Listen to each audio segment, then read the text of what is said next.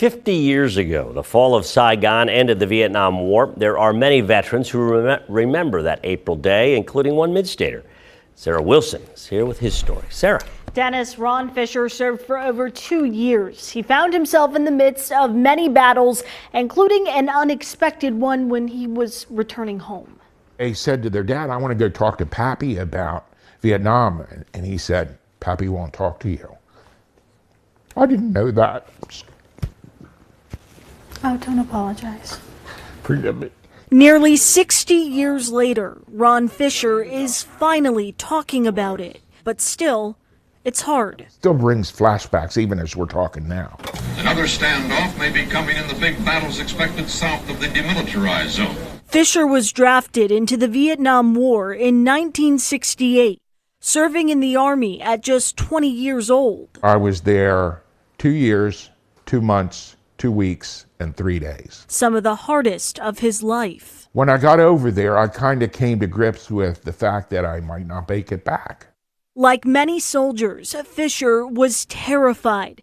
His first day in the infantry unit, a reality check. We're on the way to the company in this 2.5-ton truck, and I'm sitting in the back bouncing along, and all of a sudden I heard a whoosh, and looked down, and there was a crossbow arrow in the bed of the truck. You never saw anybody kiss steel like I did. That story, just one of many.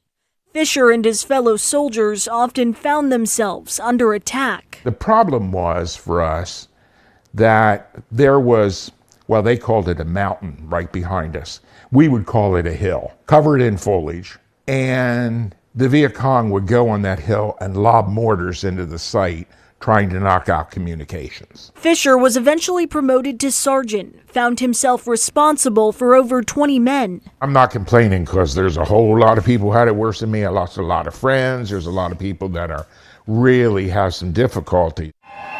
One of those didn't come on the battlefield. You come home and you're not welcome. It just felt horrible. It felt like you weren't respected at all, that you had put your life on the line and people didn't care. I'm going to tell my wife. But Fisher found someone who did care. His wife, Wanda, of 55 years. How long was it, hon? Do you remember? A couple of years. They met not long after he came home. Over half a century, 2 kids and 4 grandkids later. I'm so fortunate.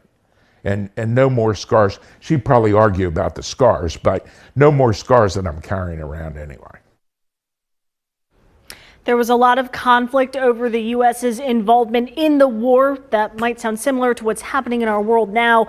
I asked Fisher about that. He says after his service, his prevailing feeling is, in his words, Dennis, let's never go to war again. Hi, I'm Eric Finkenbinder from ABC 27. We're excited to announce the new ABC 27 News Plus app. Live stream newscasts or watch content on demand. This is different than the ABC 27 app on your smartphone.